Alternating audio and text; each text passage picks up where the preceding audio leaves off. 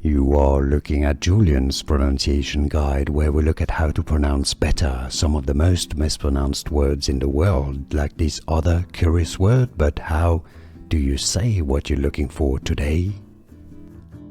We are looking at how to pronounce the name of these beer, as well as how to say more confusing beer names too, from around the world. Stay tuned to the channel.